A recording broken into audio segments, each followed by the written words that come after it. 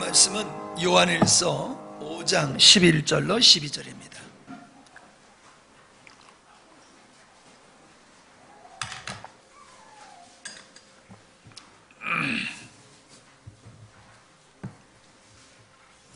요한일서 5장 11절로 12절 같이 읽겠습니다. 시작. 또 증거는 이것이니 하나님이 우리에게 영생을 주신 것과 이 생명이 그의 아들 안에 있는 그것이라. 아들이 있는 자에게는 생명이 있고 하나님의 아들이 없는 자에게는 생명이 없느니라. 아멘. 지금까지 지내온 게 이 마이크가 너무 소리가 그냥 좀 이상해서 힘드네. 참 하나님의 은혜인데 은혜로운 찬양 감사를 드립니다. 광고 시간에 제가 하나를 빼먹었는데 이제 올해 마지막 설교고 또 십자가의 복음, 핵심 복음, 핵심 진리, 이것도 이제 오늘 오전과 오후에 말씀드리면 끝입니다. 참 끝이 내가 이렇게 계획을 안 했는데 어떻게 이렇게 끝이 쫙 마무리가 같이 울리는지 모르겠어요. 참 감사한데 이 연합이 하나님께서 우리에게 의도하신 일들을 이루시는 방법이거든요. 그러니까 이 연합의 진리를 우리가 모르면은 속된 말로 수박 겉핥기식이에요. 예수님을 믿어도 재미가 없어요. 열매가 없어요. 여러분들이 이걸 알아야지, 그리고 이것이 실제가 돼야지 예수님 믿는 게 너무 재미있고 감사가 넘칠 수밖에 없어요. 혹 여러분 나는 안 되는데 하시는 분 계실지 몰라요. 그 안 되시는 분은 능력이 없어서가 안 되는 게 아니라 이제 관심을 새롭게 가지시면 될 수 있는 줄 믿습니다. 예. 사모하는 것만큼 하나님께서는 열어주시고 깨닫게 하시는 거예요. 그래서 여러분이 사모함이 좀 부족한 거예요. 그런 분은. 그러니까 이미 설교한 것이 우리 교회 홈페이지에 있고, 또 이제 내년에는 이걸 책자로 만들어서 여러분들한테 다 제공을 해 드릴 겁니다. 그러니까 그걸 가지고 계속해서 묵상하시고 공부하시고 그러면은 반드시 깨닫게 될 것입니다. 제가 우리 사모님하고 그런 얘기를 했어요. 교회에 수백, 수천 명이 모이는 교회라 할지라도 이 십자가의 복음을 통해서 형성된 믿음을 가진 사람이 아마 한 사람도 없는 교회가 있을 것 같다, 그런 얘기를 제가 했습니다. 그 말은 그렇게 이 십자가의 복음을 깨닫고 믿음의 생활을 하는 사람이 귀하다는 표현입니다. 그런데 우리 교회는 시골에 있는 교회로 성도가 많지는 않지만은 9월 달서부터 지금까지 이것을 해옴을 통해서 여러분들의 마음속에 이 십자가의 복음이 뚜렷해지면서 여러분들의 내적인 변화와 삶의 변화가 되는 것이 감지가 돼요. 그래서 비록 적은 교회지만은 내용적으로 보면은 정말로 우리 교회는 내실 있게 성장하는 교회다, 자비심을 가져도 되겠다, 그런 생각을 가지면서 감사를 했습니다. 이 하루아침에 되는 것은 아닙니다. 여러분이 꾸준히 사모함과 목마름으로 추구하면은 반드시 이 복음이 여러분들에게 실제가 될 줄 믿습니다. 그 연합의 진리가 실제가 되기 위해서는 주 안에 거하는 삶을 살아야지 된다. 그게 지난 시간에 저희들이 나눴던 말씀이에요. 그거에 의해서 어찌 보면 반복적인 것일지 모르지만 결론적으로 오늘 연합의 결과를 여러분과 함께 나누게 되었습니다. 주님과의 연합의 진리를 여러분이 바르게 이해하려고 하면은 삼위일체 하나님에 관한 이해가 필요합니다. 지난번에 드린 거하고 또 바뀌어졌어요. 아니, 괜찮지? 새로 해드렸지? 맞지? 예. 제가 착각을 했어요. 새로 안 해드린 걸로 착각을 했어요. 그래서 이 연합의 진리, 주님과 우리와의 연합의 진리를 바르게 이해하려고 하면 삼위일체 하나님을 이해를 해야지 됩니다. 성부 하나님, 성자 하나님, 성령 하나님, 이 세 삼위는 절대로 단독적이지 아니하시고 독립적이지 않으세요. 서로 역할이 달라요.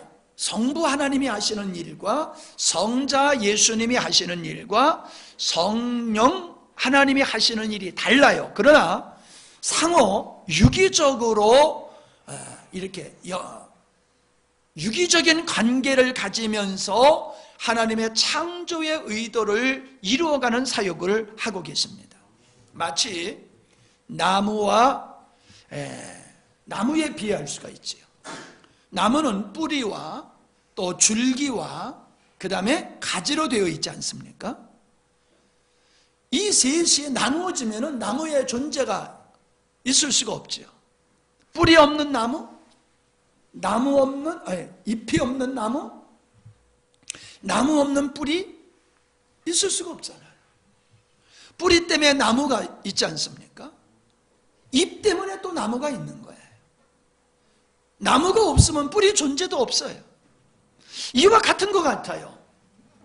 우리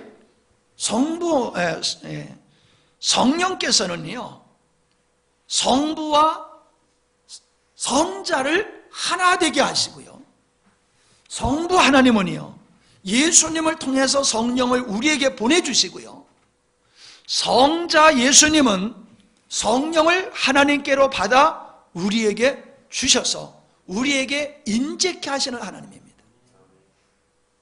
한국말로 했으니까 다 알아듣지만 내용은 좀 모르겠지요. 예, 그렇게 신비한 거예요. 이게 성부 삼위일체 하나님이 그런 관계를 가지고 계세요.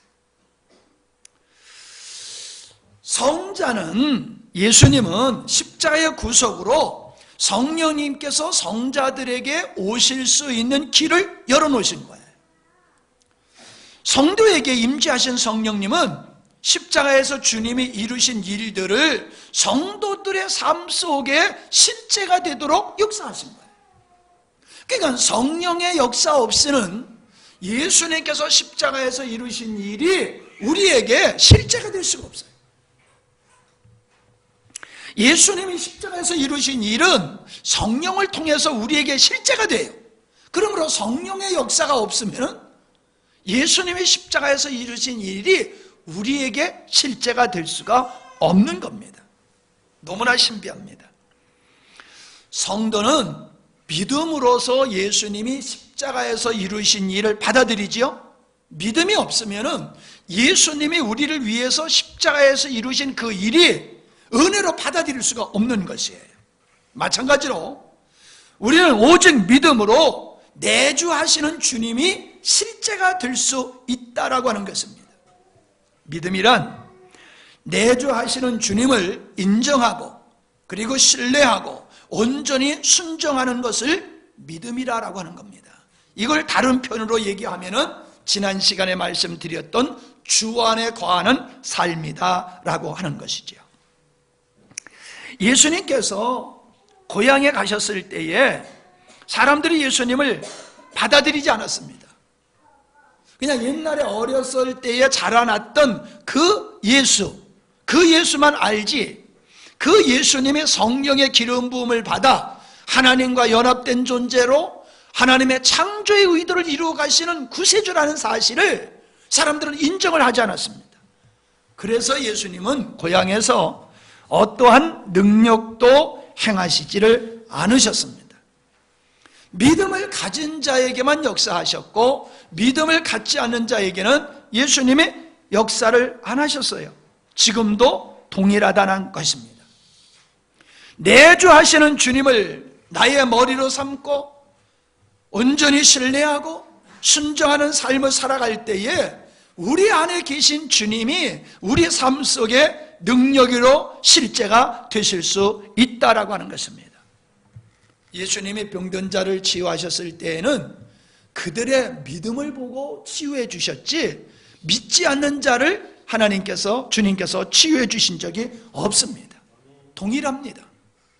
오늘도 우리 주님의 역사는 주님이 내 안에 계시다는 사실을 분명히 믿고 확신하고 신뢰하며 여기는 삶을 살아가는 자 안에서만 주님이 역사하시지, 주님이 내 안에 계신 사실을 모르고 들어서 안다 할지라도 인정하지 아니하고 신앙생활하는 분은 그 안에서 역사하시는 주님의 역사를 경험할 수가 없는 거예요. 주님 안에 거한다는 것은 바로 주님이 우리 안에서 일을 하실 수 있도록 길을 열어드리는 것과 같습니다. 어떤 분들이 그런 말을 하지요. 하나님 계신 것을 보여주면 믿겠다라고 합니다. 근데 하나님은 절대로 그러시는 분이 아닙니다. 믿음으로 우리가 나아갈 때에 그 역사하시는 하나님을 볼 수 있는 것이지, 하나님이 보여주고 믿게 하시는 분이 아니에요. 보여주고 믿게 하시는 분이 아니에요. 혹 믿게 하기 위해서 보여주시는 은총은 베풀 수 있어요. 하나님께서 창세전에 선택한 당신의 구원받을 백성에게 믿음을 주시기 위해서 어떤 기사와 표적을 보여줄 수는 있으나 모든 사람에게 동일하게 보여주어서 믿게 하시는 것은 아니에요. 그러므로 구원받지 못하는 자들은 하나님이 보게 하시는 이 은혜를 주님이 베푸시지 않기 때문에 그들은 믿음이 생기질 않는 거예요. 믿음은 하나님이 당신의 사랑하는 택한 백성들에게 하나님이 주시는 겁니다. 어떤 방법으로든지 하나님은 우리의 마음속에 믿음의 은혜를 주셔서 구원에 이르게 하신다라고 하는 겁니다. 그러므로 여러분, 예수님이 내 죄를 위해서 죽으셨다는 믿음에 안주하지 마시고, 그 내 죄를 위해서 죽으셨던 예수님이 부활하시고 승천하신 후에 성령으로 내 안에 계시다라고 하는 것도 믿음으로 받아들이시기 바랍니다. 예수님이 십자가에 내 죄를 위해서 죽으신 걸 믿으면 구원은 받습니다만은, 내주하시는 예수님을 믿는 믿음이 없으면은 예수님이 여러분의 삶 속에 실제가 될 수 없어요. 실제가 될 수 없어요. 제가 지난번에도 말씀을 좀 드렸습니다만은, 우리나라에서 아주 이제 소천하셨지만은 굉장한 아주 신학자이시고 우리 한국 교회가 그분을 아주 존중하는 그런 목사님이 계셔요. 근데 그분의 따님이 그분의 삶을 이렇게 기록해 놓은 책을 읽었는데, 그 책을 읽으면서 제가 느낀 게 그거예요. 십자가에 못 박힌 예수만 아셨지 내주하시는 예수님에 대해서는 모르신 것 같아요. 그분의 삶이 전혀 내주하신 주님에 관한 삶이 그분의 가정생활 속에서는 흔적도 없더라고요. 그 따님의 고백에 의해서 보면요. 그래서 여러분, 신학자다, 신학 박사다라고 해가지고 이 영적인 비밀을 다 아는 건 절대로 아닙니다. 학문적으로 지식으로 배워서는 알 수 있을지 모르지만은 영적으로 주님이 하시는 이런 영적 세계를 인간의 지식으로서는, 생각과 지혜로서는 깨달을 수가 없어요. 오직 하나님의 은혜로만 깨닫게 되는 줄 믿습니다. 근데 지금 우리 교회가 그런 깨달음이 아주 증가하고 있다는 것이 얼마나 큰 은혜인지 모릅니다. 자, 결과 첫 번째, 개인적인 측면과 단체적인 측면으로 둘로 나누어서 살펴보고, 그리고 오후에는 그러한 결과로 성도들이 이 땅에서 어떻게 이기는 삶을 살아갈 수 있느냐, 즉 한마디로 얘기하면은 창세전에 하나님께서 의도하신 일이 어떻게 열매가 결실이 되어지느냐라고 하는 것을 오늘 결론적으로 여러분에게 드리려고 하는 것입니다. 그 첫 번째가 바로 하나님의 생명에 참여하는 삶을 살게 된다는 겁니다. 우리가 지난 시간에 거듭남은 예수님, 하나님의 생명을 소유한 것이 거듭남이다.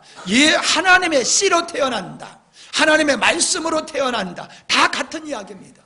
하나님은 당신의 생명을 우리에게 주심으로 말미암아 성도가 하나님의 생명에 참여한 자가 되어서 하나님의 자녀로 태어나고 하나님의 자녀의 그 신분뿐만 아니라 우리 안에 계시는 하나님의 생명으로 말미암아 우리는 예수님을 닮은 하나님의 자녀로 성숙되어 갈 수 있다라는 말씀을 우리가 익히 배웠습니다. 주님과 연합 때문이요, 주님의 생명에 참여하게 되면 하나님을 알아가는 지혜가 자라게 됩니다. 우리는 성경에서 말하고 있는 생명이라고 하는 것을 육신의 생명으로 자꾸 생각합니다. 코에 붙어있는 생명, 그것이 아니에요. 오늘 읽은 요한일서 5장 11절과 12절에 보면은 하나님이 우리에게 영생을 주셨는데 그 영생을 생명으로 표현하고 계세요. 근데 그 생명이 예수 안에 있었다는 거예요. 예수 그리스도 안에 있던 생명을 우리에게 영생으로 주셨다, 이렇게 표현했어요. 그래서 원어를 찾아봤더니 이것은 영원한 그리스도를 통해서 하나님께 속한 완전한 생명을 얘기하는 거예요. 우리는 죽을 수밖에 없는 생명을 가지고 있는 존재입니다. 그러나 우리의 영은 하나님께로부터 났기 때문에 우리의 영은 죽어서 없어지는 존재가 아니에요. 우리의 영혼은 영원한 존재예요. 하나님과 같이 하나님의 형상대로 지음받은 인간의 영혼은 영원한 존재입니다. 그러나 그 영원한 인간의 영이 하나님의 생명, 영원하신 하나님의 생명과 하나 되지 아니하면 그걸 죽었다고 그러는 거예요. 정말 여기 초등학교 우리 어린아이들도 앉아있는데 대학원생들한테 하지도 않는 설교를 지금 하고 있으니 이 앉아있는 것만도 기특하고 고맙고 진짜 감사한 거예요. 예? 참 생각해보면 너무 이쁘고 너무 고맙고 감사해요. 지금 몰라도 괜찮아. 나중에는 알 때가 올 줄로 믿습니다. 의성아, 지금 몰라도 괜찮아. 그냥 열심히 더 그냥. 자, 조금 설명을 드리면요, 요한복음 17장 3절에 예수님께서 영생이 뭐냐 이걸 설명하셨어요. 그것은 유일하신 참 하나님과 그의 보내신, 하나님이 보내신 예수 그리스도를 아는 것이다 그랬어요. 여기서 알다라고 하는 것은 그냥 다분한 학문을 통해서 배운 지식을 얘기하는 것이 아니라 경험된 지식을 이야기하고 있는 겁니다.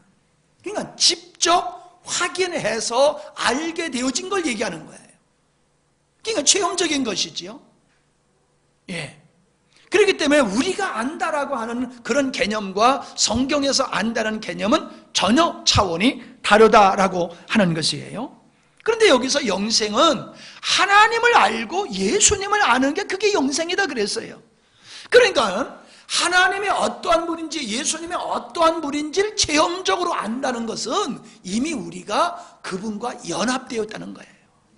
연합 관계 속에서 우리는 하나님은 이런 분이로구나, 예수님은 이런 분이로구나, 말로는 다 표현할 수 없고 설명할 수 없어도 우리는 그것을 알게 되어진다는 거예요.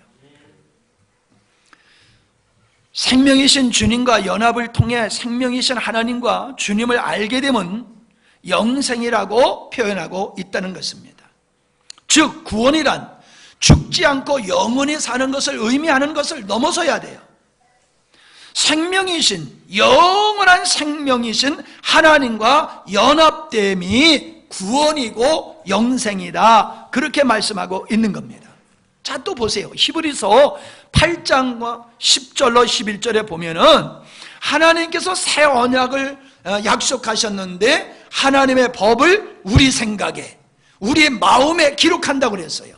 그래서 하나님의 법이 우리에게 있으므로 하나님은 우리의 하나님이 되고 우리는 그분의 백성이 될 것이다, 이런 말씀을 하시면서 그것 때문에 그 하나님을 하나님 되게 하시고 우리가 그분의 백성이 되었기 때문에 무엇을 통해서? 하나님의 법이 우리 안에 있으므로. 여기서 말하는 법은 그냥 성문화된 법을 얘기하는 게 아니에요. 바로 하나님 자신을 얘기하는 겁니다.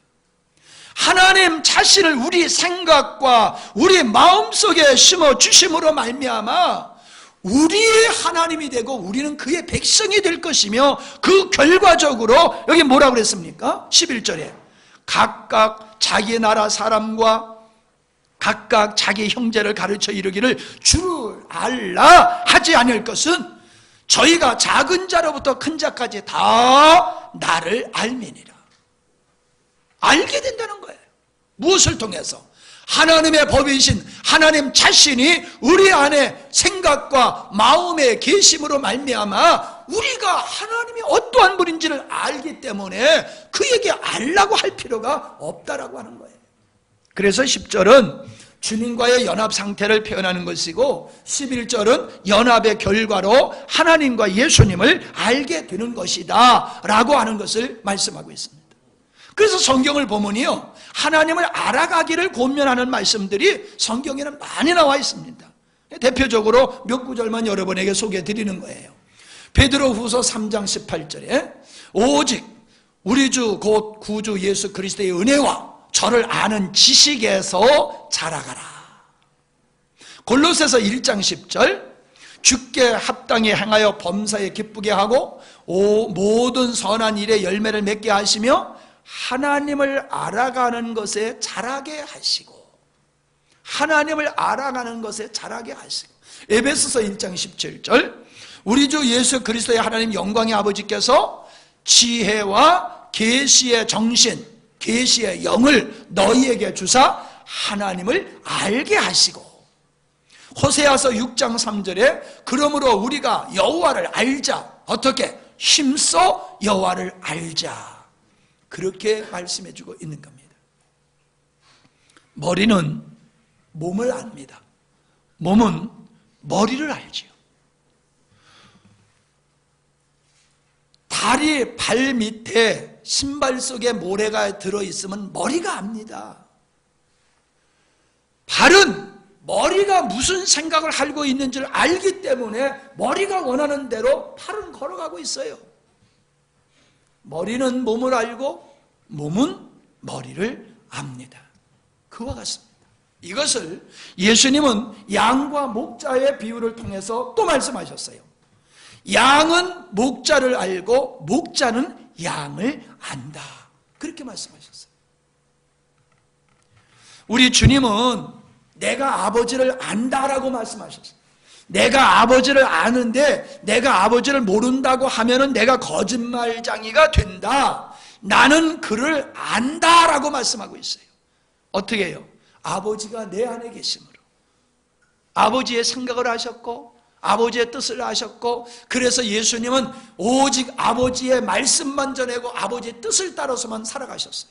어떻게? 연합의 관계를 통해서 그렇게 사셨음을 우리에게 보여주고 있는 것입니다. 성도는 주님과의 연합으로 주님의 생명에 참여하게 되어서 자기 자신을 영적으로 건축하게 되는 것입니다.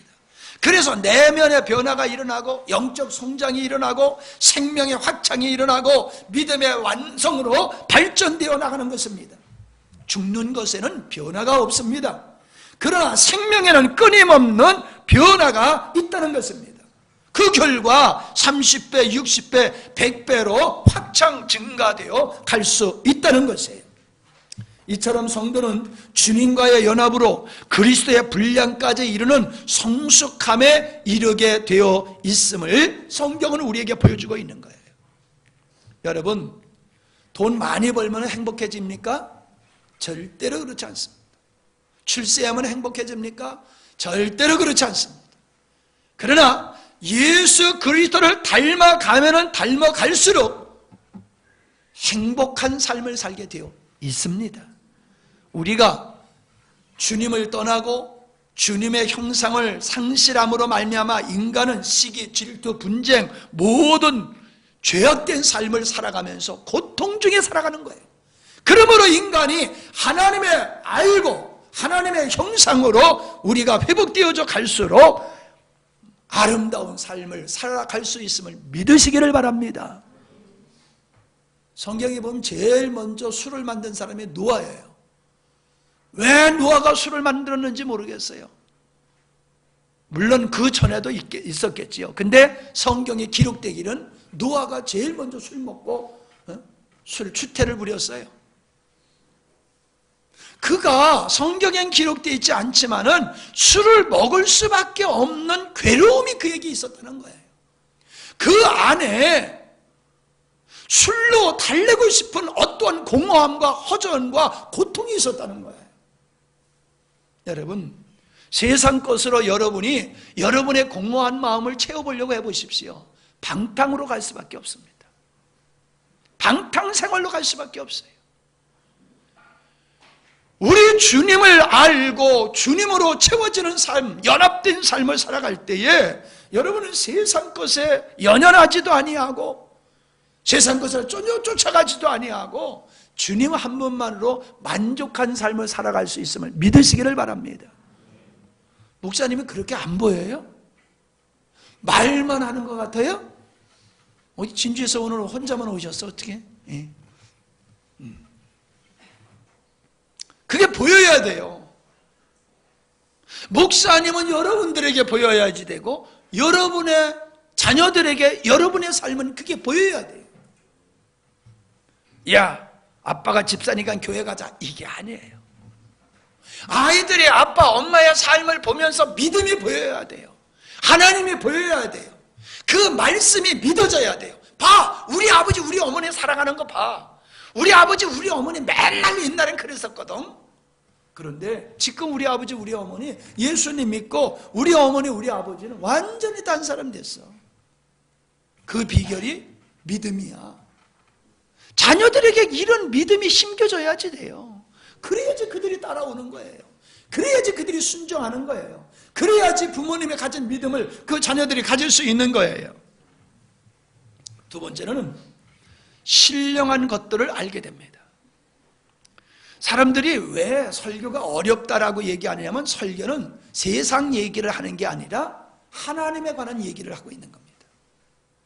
육체에 관한 얘기를 해드려도 의사가 뭐라고 설명하면 골치 아파요. 그럼 내가 그래요. 결론만 얘기하세요. 아무리 설명해봤댔자 내가 모르겠어. 그러니까 결론만 얘기하세요. 세상 일도 우리가 다 모르겠는데 어떻게 사람의 지혜로 창조주이신 하나님과 그분에 속하고 그분이 하신 일을 우리가 이해할 수 있냐 말이에요. 어려워서 어려운 게 아니라 인간의 생각으로 하나님의 말씀을 이해하려고 하니까 어려운 거예요. 따라합시다.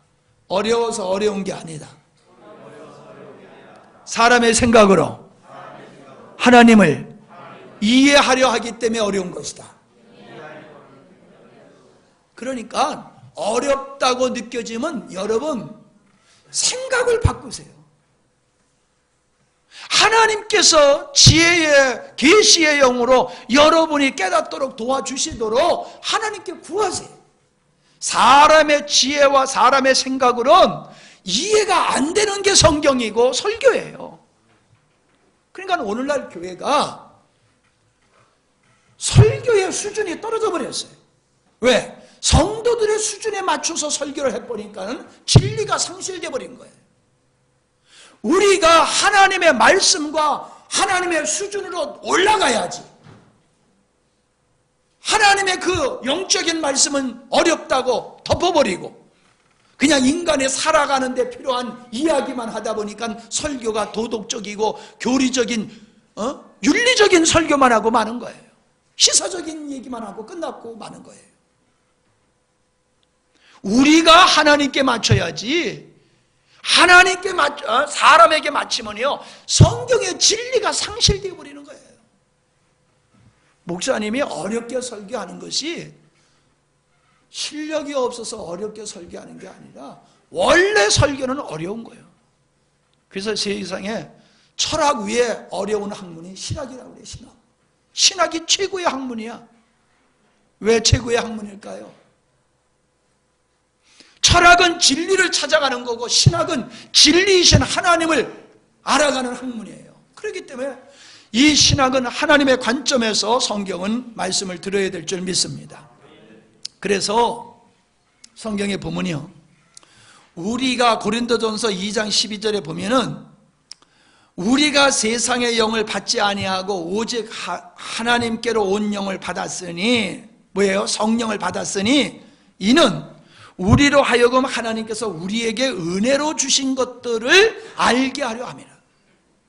그걸 13절에서는 뭐라고 얘기하고 있어요?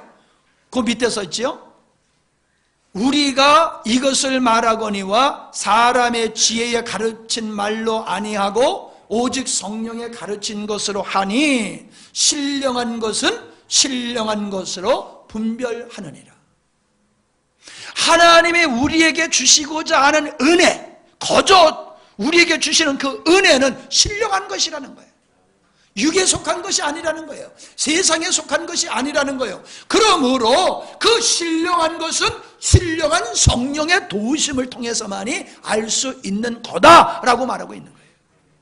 다시 말씀드려요. 설교가 쉬운 게 아니에요. 목사님이 실력이 없어서 설교를 어렵게 하는 게 아니에요. 어려운 거예요. 하나님의 도와주지 아니하시면 깨달을 수 없는 게 신령한 것이에요. 주님은 그 신령한 것을 우리에게 주시기 위해서 성령을 보내셨어요. 여러분 저를 쳐다보세요. 여러분 신령한 것을 원하십니까? 땅에 썩어져 갈 것을 원하십니까? 우리 교회니까 그런 얘기가 나와요. 사람들은 신령한 것을 안 구해요. 교회 와서 땅의 것을 구하고 있어요. 땅의 것을 구하고 있어요. 아니에요. 교회는, 우리 하나님은 땅의 것을 주러 오신 것이 아니라 하늘에 속한, 하나님께 속한 그 거룩한 신령한 것을 우리에게 주시는 분이세요. 그걸 사모하시길 바랍니다. 자, 옆에 분 쳐다보고 신령한 것을 구하십니까? 묻는 말만 있고 대답하는 말은 안 들려요? 신령한 것을 구하세요. 신령한 거. 교회를 신령한 것을 구하지 않으려면 교회를 할 필요가 없어요. 땅의 것을 얻으려고 그러면요, 자지도 말고 먹지도 말고 와서 일하세요. 열심히 공부하시고 열심히 사세요. 그러면 여러분은 얻고 싶은 거 땅에서 다 얻을 수 있어요. 그러나 땅에서 얻을 수 없는 것, 내 노력으로 얻을 수 없는 것, 힘으로 얻을 수 없는 것, 그 신령한 것은 하나님의 은혜로 그냥 공짜로 주어지는 겁니다. 그런데 이게 우리를 행복하게 만들고 이거를 우리 사람 되게 만들고 이것이 우리가 하나님 자녀 되게 만드는 거예요. 그 신령한 것이. 그것은 바로 십자가에서 예수님이 우리를 위해서 하신 일이고, 우리를 위해서 하신 일이 우리에게 적용되어졌을 때에 그게 축복이 되어지는 것을 믿으시기를 바랍니다. 이게 여러분이 알아줘야 하시대요. 그러므로 우린 땅의 것으로 부유한 자가 아닙니다. 땅의 것으로 부유한 자가 아니라 하늘의 것으로 부유한 자가 되어야 됩니다. 사실 여러분, 돈 많은 사람이 부자입니까? 마음의 부자가 부자입니까? 아무리 돈이 많아도요, 마음에 여유가 없으면 그 사람은 가난한 사람이에요. 그러나 가난한 사람도요, 여유가 있으면 그 사람이 부자로 살잖아요.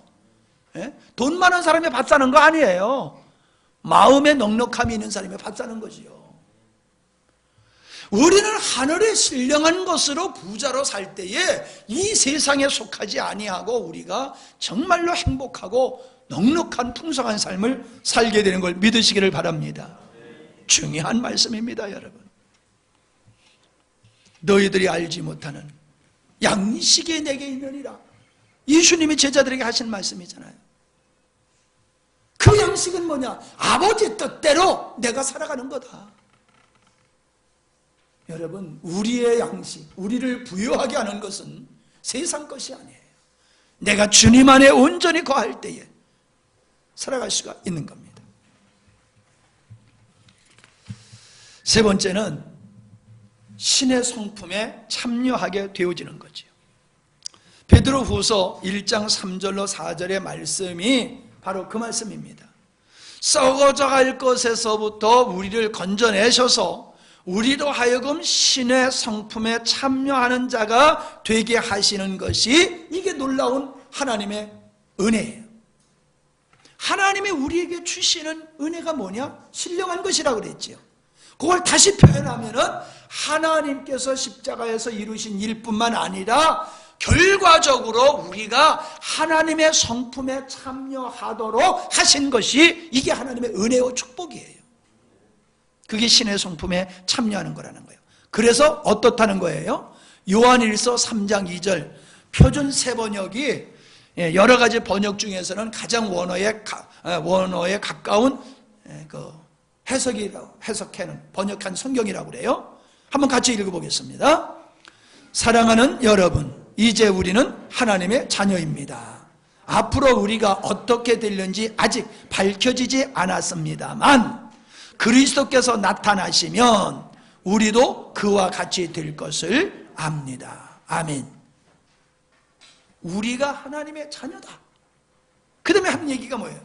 예수님이 이 땅에 다시 오실 때가 되면은 우리가 어떻게 된다는 거예요? 어떻게 된다는 거예요? 예수님과 같이 될 수 있다. 예수님과 같이 될 수 있다. 너무나 명확하게 말씀하고 있지 않습니까? 어떻게 인간이 하나님과 같이 될 수 있습니까?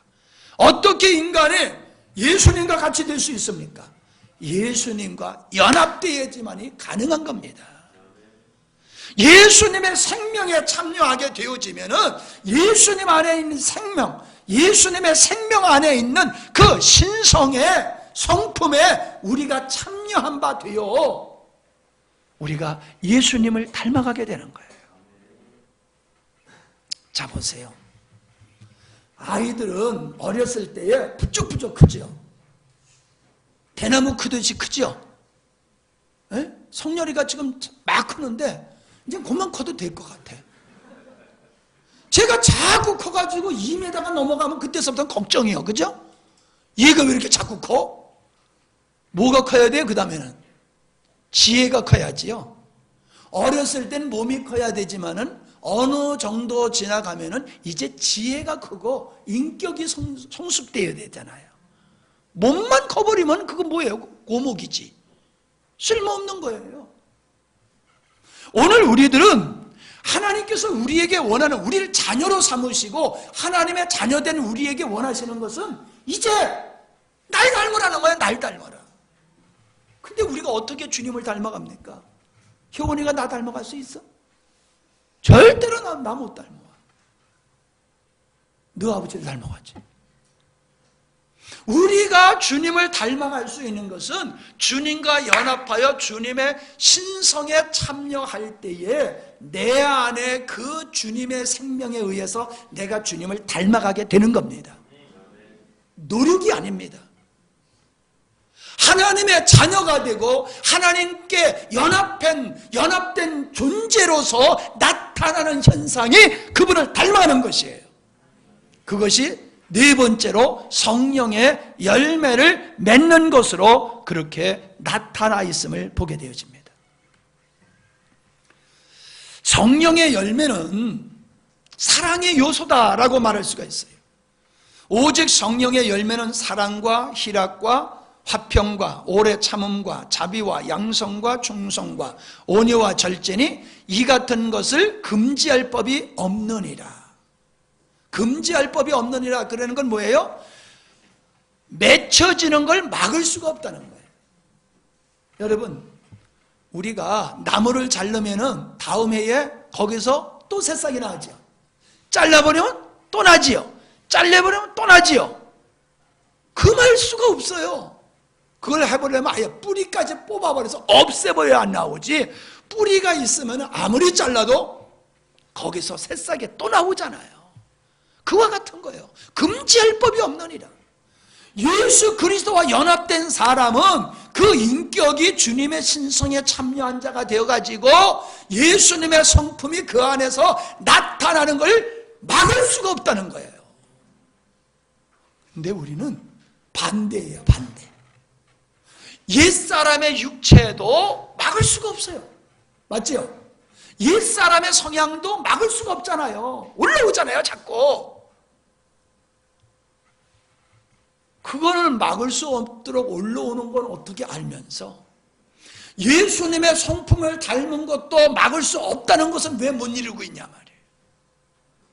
우리는 죄의 속성에 올라오는 것이 끊치지 않은 것 같이 우리 안에 생명의 법이 우리 안에서 끊치지 아니하고 올라와서 우리를 예수 그리스도 닮게 하는 것을 날마다 경험하고 해마다 내가 얼마나 컸는가. 우리 어렸을 때에 옛날에 우리는 키 재는 게 없잖아요. 그래서 자를 가지고 문지방에다가 문에다가 다 이렇게 재놨잖아요. 여러분 안 그러셨어요? 그리고 자꾸 거기 서보는 거야. 내가 얼마나 컸나. 동생 보고 서보라고 그래 보고 누나 보고 서보라고 그래. 얼마나 컸나. 야 올해 나 이만큼 컸어 하고 좋아하고 기뻐하고 그러잖아요. 1년에 내가 무슨 돈을 얼마나 벌었냐, 이게 결산이 아니야. 1년 동안 내가 믿음이 얼마나 컸는가, 얼마나 예수님을 닮아갔는가. 나는 우리 자녀들이, 우리 어린 손주 손녀들이 자라는 것을 보면 얼마나 행복한지 몰라요. 얼마나 행복한지 몰라요. 달라고 그러면 내 목숨까지도 주고 싶어. 얼마나 이쁜지. 근데 왜 이뻐요? 아름답게 자라나니까 그런 거예요. 말도 안 듣고 못된 짓 하고 요 앉아있으라고 그랬는데 살살 도망가 버리고 그러면은 그런 마음이 생기겠어요? 아무리 내 새끼라도 그런 마음은 안 생겨요. 나를 닮아가고 주님을 닮아가는 자녀들을 볼 때 행복한 거예요. 다 주고 싶은 거예요. 목숨까지도 주고 싶은 거예요. 우리는 이 주님을 닮아가는 것에 있어서 노력을 하면은 안 돼요. 중요한 얘기를 지금 말씀드리고 있어요. 저를 보세요. 우리는 예수님을 닮아가는 게 아니라 닮아지는 겁니다. 우리는 우리가 주님을 닮아가야 되는 걸 알기 때문에 닮아가려고 하는 것이지 내가 닮아갈 수 있는 건 아니에요. 아까 그랬잖아요. 효원이가 나는 절대로 못 닮는다고. 인간은 하나님을 닮아갈 수 없어. 그런데 인간이 어떻게 하나님을 닮아가? 주님 안에 거하면은 저절로 닮아가지는 거예요.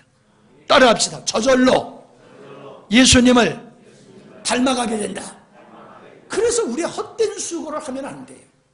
예수님을 닮아가려고 노력하는 것이 아니라 예수 안에 거하는 것, 줄기 안에 붙어있는 것, 그게 우리가 할 일이지 예수님을 닮아가려고 쇼하지 말라는 거예요. 헛된 노력하지 말라는 거예요. 돌아보세요. 여러분 이 진리를 알기 전에 예수님을 닮으려고 얼마나 애를 썼습니까? 근데 안 됐잖아요. 근데 이 진리를 깨닫고 나니까 저절로 되잖아요.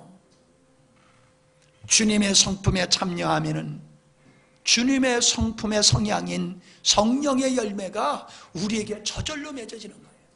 안 되는데요 하는 사람은 그 사람은 잘못하고 있는 거예요. 하면 안 돼. 안 되는 게 맞는 거야. 그렇기 때문에 안 되는 나를 포기해버리고 예수님께 나 자신을 맡기고 신뢰하고 순종하고 나갈 때에 내가 주님 안에 거할 때에 그 하나님의 생명이 우리에게 전이가 되어서 내가 예수님을 닮아지는 겁니다. 할렐루야. 이해가 되세요? 네? 이 물어보는데 대답 안 하는 사람 있어요? 이해가 되세요? 예수님에 닮아졌어요? 아멘. 닮아졌잖아 많이. 완벽한 걸 얘기하지 마세요. 닮아가는 거야. 한순간에 그냥 짱 하고 변화되는 게 아니라 닮아가는 거예요. 주님이 우리 안에서 그렇게 우리를 만들어가는 거예요.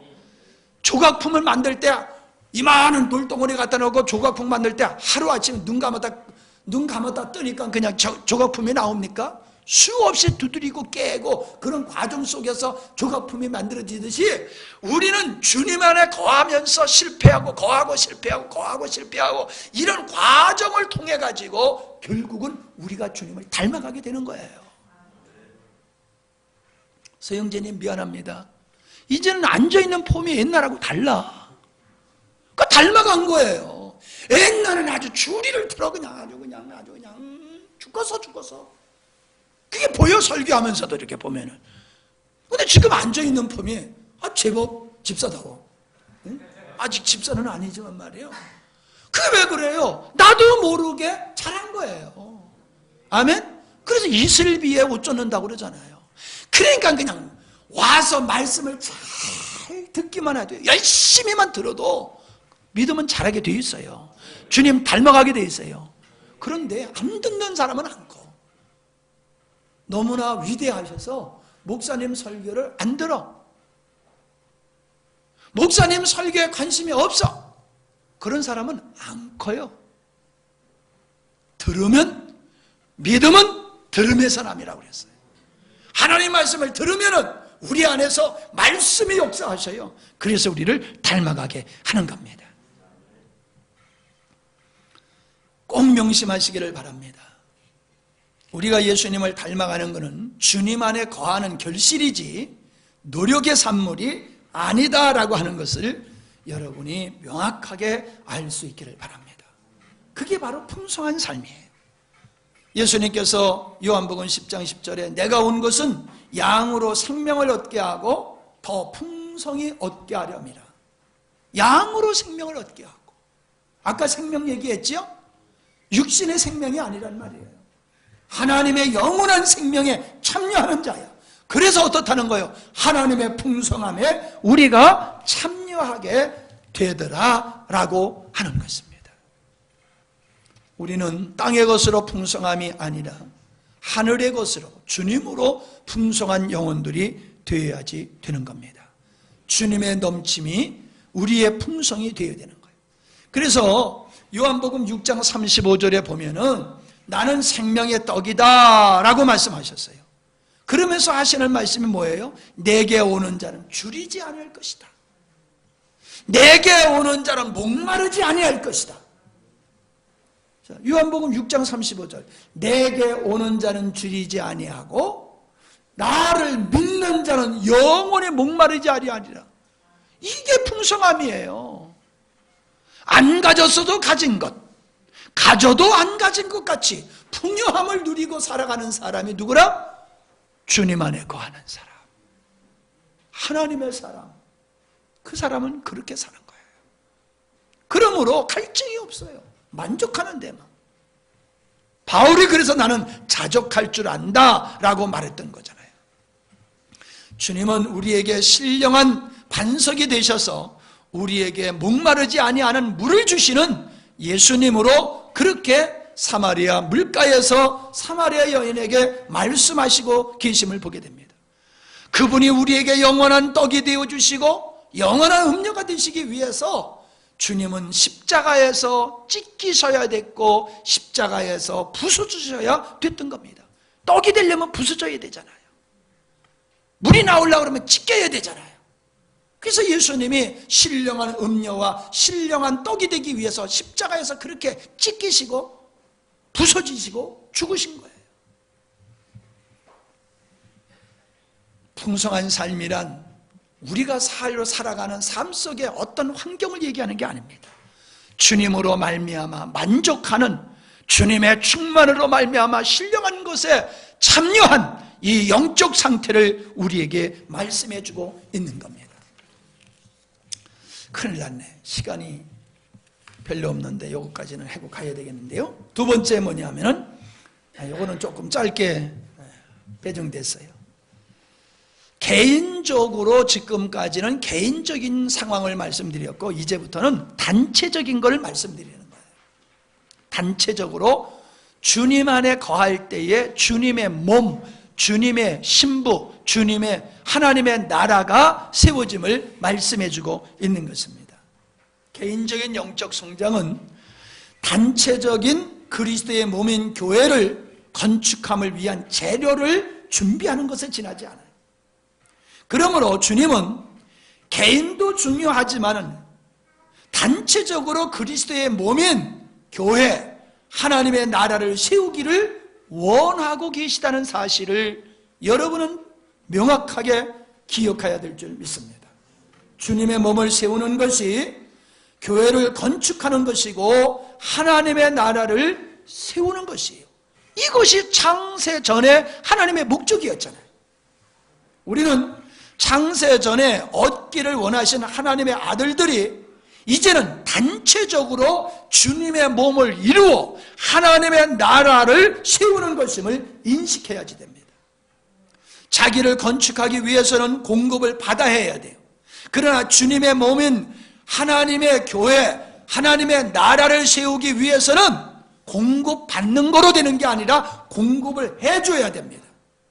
지체가 마디를 통해서 연결되어짐으로 말미암아 서로 교통이 이루어져서 공급되어지듯이 주님의 나를 통해 흘러나가야 되는 거예요. 다른 사람에게로 전이가 이루어져야 되는 거예요. 그래서 이 전이는 지체와의 영적, 유기적 교제를 통해서 하나님의 신령한 것을 공유하게 되어 있습니다. 그러므로 이러한 영적인 신령한 교제가 없어서는 우리는 주님이 원하시는 교회, 주님이 원하시는 그리스도의 몸, 주님이 원하시는 하나님의 나라를 세울 수가 없는 겁니다. 조금 더 구체적으로 말씀을 드리면은 고린도전서 14장 26절에 보면은 성도들이 모일 때에 어떠한 모습으로 모여야 되느냐라고 하는 걸 말씀해 주고 있어요. 찬송시가 있어야 된다. 가르치는 말씀도 있어야 된다. 하나님이 깨닫게 하신 계시의 말씀이 있어야 된다. 방언도 있어야 되고 통역도 있어야 되고 이 모든 것을 덕을 세우기 위한 것이다.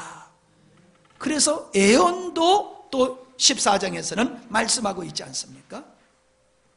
우리는 왜 이것이 있어야 되느냐? 섬겨야 된다는 거예요. 이것을 가지고 서로 지체를 섬겨야 된다는 거예요. 하나님께서 내게 주신 것이 흘러 넘쳐서 공유하도록 너희가 섬겨야 된다. 이 말씀을 하고 있는 겁니다.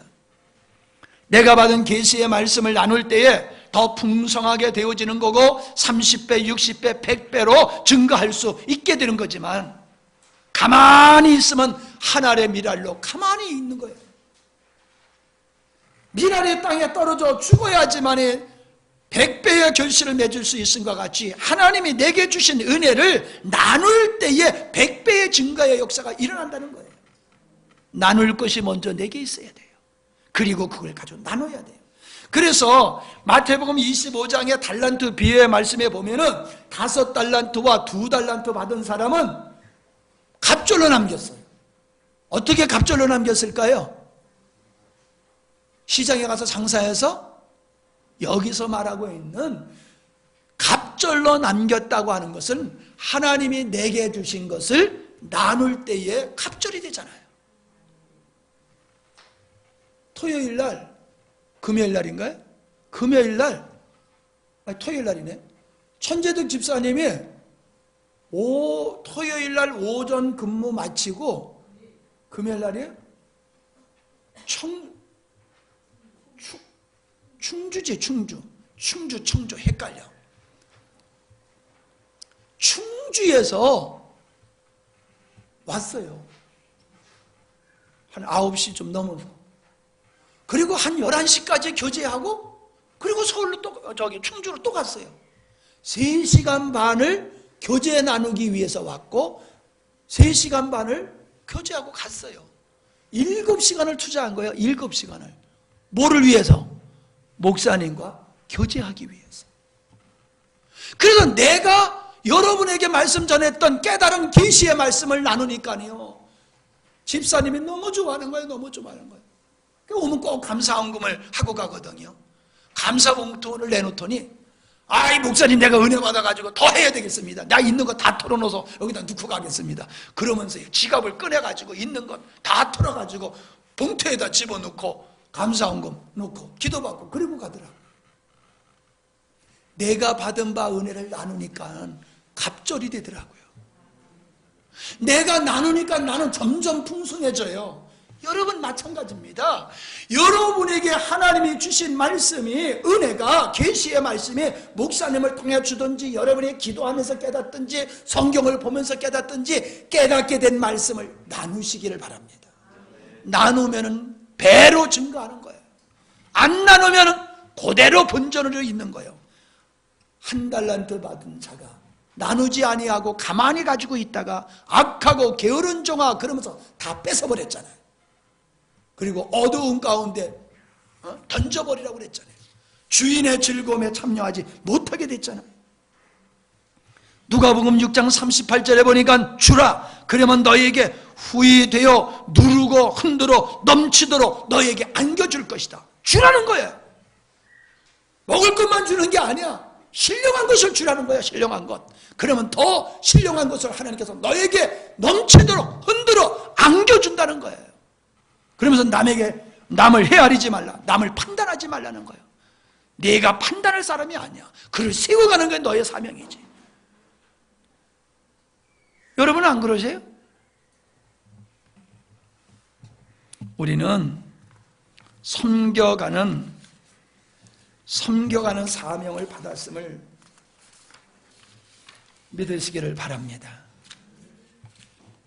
우리가 교회 안에서 주님이 나에게 주신 것을 나눔으로 지체들이 성장해야지, 나 잘났다 너 잘났다 키재기 하다가 제자들이 예수님 십자가에 못 박히실 때 시험 들어 다 도망했던 것과 같이 그러한 몰골을 보이지 마세요.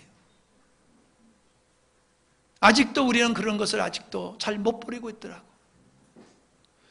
너 잘났다 나 잘났다 하면 시험 들어 넘어지게 돼 있어요. 시험 때가 오면은. 그러나 우리가 지체를 서로 섬겨주고 지체가 상처받지 않도록, 지체가 믿음으로 견고하게 서가도록 열심히 섬기다 보면 우리 다 같이 승리하는 자가 될 줄 믿습니다. 제가 여러분들이 서로 섬겨가는 모습 보면 행복하지만, 누가 상처받았대, 누구 때문에 힘들대, 그런 소리 들으면요 제 마음이 얼마나 아픈지 몰라요. 형제들 자식끼리 싸우는 거 보는 거하고 아마 똑같을 거예요. 나는 싸우는 걸 못 봐서 그런 기분은 모르겠는데, 자식이 싸우면 부모의 마음이 참 아플 것 같아요. 여러분, 나 잘났다고 내 뜻대로 하여튼 내가 이 얘기를 할게요. 어떤 일을 할 적에 내 뜻대로 하지 마세요. 본질이 아닌 거는 주장을 하지 마세요. 서로가 협력해서 해야지. 내가 맞아, 내가 이 부분에서는 내가 된장찌개 끓이는 데서는 내가 최고야, 그러니까 내 말대로 해야 돼, 그러지 말라고요. 초보자가 주장하면 알아요, 그럼 그렇게 하세요, 그러면 되는 거야. 사모님들도 모이면 그래. 내가 매운탕 끓이는데 내가 최고라고, 내가 최고니까 내 뜻대로 해야 된다고, 가만히 있으라고. 서로 자기가 매운탕 잘 끓인대. 여러분, 당신은 산속에 있는 사람이 뭘 잘 끓여? 나는 바닷가에 사는 사람이니까 내가 끓이는 게 더 잘 끓이지. 맞잖아요. 그렇다고 바닷가에 산다고 다 매운탕 잘 끓이는 것도 아니잖아. 근데 바닷가에 사니까 내가 더 잘 끓인다는 거예요. 뭔 살이냐, 내가 산속에 살아도 매운탕은 내가 최고다. 그러면서 사모님들끼리도 싸우더라니까. 우리 집사님들이 된장국 끓이면서 안 싸워? 부엌에서? 하여튼 내 눈에 안 보였으니까 살아있는 거지. 내 보는 데서만 그런 거 봐서만 그냥 그 국을 갖다 머리에다 그냥 쏟아 부어버릴 거다 그냥. 절대로 그러면 안 돼요.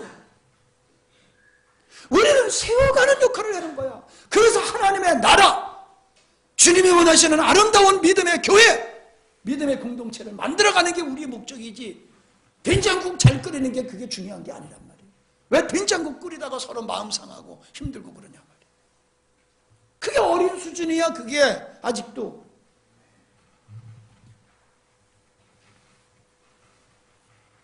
우리는 서로가 상합하고 연합해서 주님의 거하실 그리스도의 성전이요 주님의 몸이요 하나님의 나라를 세워가는 것이 우리입니다. 절대로 교회는 홀로 세워갈 수 있는 게 아니에요.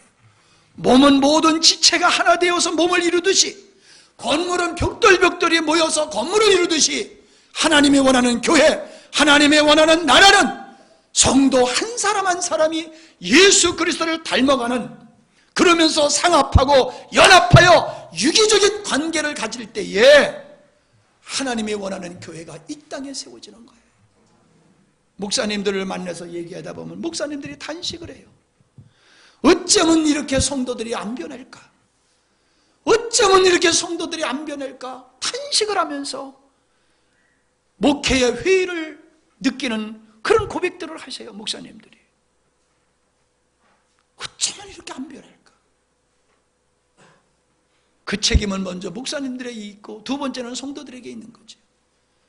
나는 그런 책임이 있는 자가 되지 않기 위해서 여러분들에게 변화될 수밖에 없는 진리를 외치고 있는 거예요. 아멘? 이렇게 외치는데도 안 되는 사람은 본인이 사모하지 않아서 안 되는 거지, 안 될 수 없어요. 될 수밖에 없는 거예요. 아멘? 이제 말씀을 마치고 나머지 말씀은 오후에 드리도록 하겠습니다. 두 가지 말씀드렸습니다. 연합의 결과로 우리는 주님이 원하는 하나님의 자녀로 성장되어 가겠습니다. 성장되어지게 되어 있어요. 두 번째는 그리스도로 말미암아 변화된 그 한 사람 한 사람들이 상합하고 연합해서 유기적인 관계를 가질 때에 머리이신 주님을 이 땅에 드러낼 수 있는 그러한 영광스러운 교회가 이 땅에 세워지는 것이고, 그러한 영광스러운 교회를 하나님의 나라다, 그리스도의 신부다, 이렇게 표현하는 겁니다. 우리 교회 적어도 괜찮습니다. 그러나 여러분 한 사람 한 사람이 주님 보실 때에 예수님 닮아가는 영적인 그리스도인이 되어야 되고, 우리를 본 모든 사람들이 우리 교회에 와서는 정말로 천국을 보는, 정말로 이 교회에 다니고 싶은 그러한 신령한 교회를 여러분이 세워가야 될 줄 믿습니다. 목사님 말씀 듣고는 그냥 영광스러운 교회가 천사 같아서 왔는데 와보니까는 아니대, 이래면 안 되는 거예요. 그치? 왜? 대답했다가 후환이 생길까 봐 가만히 계시는 겁니까? 우리는 그런 책임을 가져야 돼요. 따라합시다. 나는 영광스러운 교회 대표다. 대표다. 아직도 안 하는 사람 딱 한 사람 있어. 그 사람을 이제 다시 한번 합니다. 나는 영광스러운 교회 대표다. 대표예요, 여러분. 대표. 지훈이가 대표야. 영광스러운 교회 대표. 성견이가 대표야. 영광스러운 교회. 에이, 집사님들이나 대표하세요. 아니요. 모두가 여러분들이 우리 영광스러운 교회 대표고 예수님을 세상에 보여주는 몸이요 대표가 되시기를 바랍니다. 아멘. 기도하십니다. 고맙습니다, 하나님. 우리가 최종적으로 이루어야 할 목표는 바로 주님을 닮아가는 것이며, 그러한 성도들이 유기적인 연합을 통해서 우리 주님의 몸을 이루고 하나님의 나라를 이루는 것임을 배웠습니다. 이것이 노력의 산물이 아니라 주님 안에 거하는 삶을 통해서 자연스럽게 맺어지는 결과임을 깨달았습니다. 우리가 사모하기만 하고 믿음으로 반응하여 주님을 신뢰하고 주님께 맡기고 순종만 하면은 우리 안에서 성취되어지는 것을 저희들이 날마다 경험하게 하시고 성숙한 자리로 나갈 수 있도록 은혜를 베풀어 주옵소서. 가지가 줄기에 붙어 있기만 하면 저절로 열매를 맺을 수 있은 것 같이 너희들은 내 안에 거하기만 하면 저절로 나를 닮아갈 수 있다라고 하신 이 말씀을 깊이 가슴에 새기게 하시고 주님 안에 거하는 삶을 날마다 승리하는 하나님의 자녀들이 되게 하옵소서. 예수님의 이름으로 기도하옵나이다. 아멘.